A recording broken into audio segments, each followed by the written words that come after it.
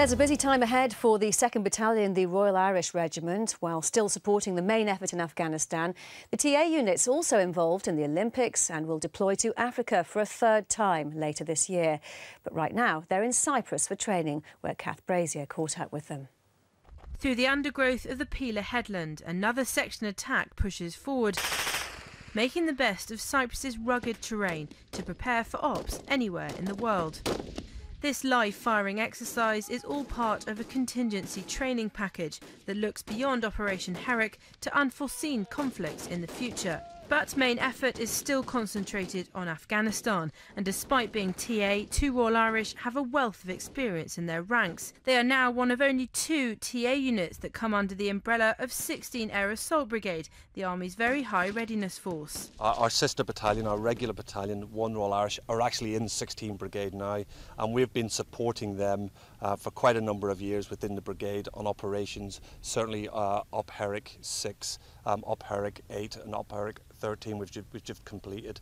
So now we had the defence review and the realignment of TA, it just made absolute sense that we would pair up with our sister battalion, and that's within 16 Air Assault Brigade. This move should allow more room for regular soldiers from the regiment to train, and is in keeping with the Defence Secretary's vision of increasing TA troops in the British Army to an estimated 30,000 by 2020.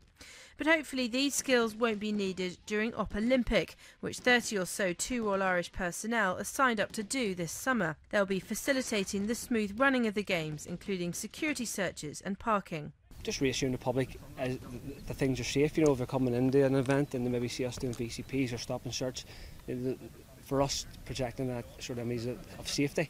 At the end of 2011, members of 2 Royal Irish spent a few weeks at the Singo Training Centre in Uganda, mentoring African soldiers due to be deployed to Somalia as part of the African Union mission in Mogadishu. Another short-term training team will return there later this year. It's going to be long days, taking companies at a time through mostly urban skills, preparing them to go into Somalia, particularly in Mogadishu. It's going to be their area of operations.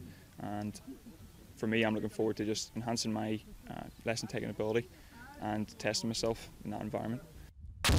2012 has been and will continue to be a busy year for 2 Royal Irish.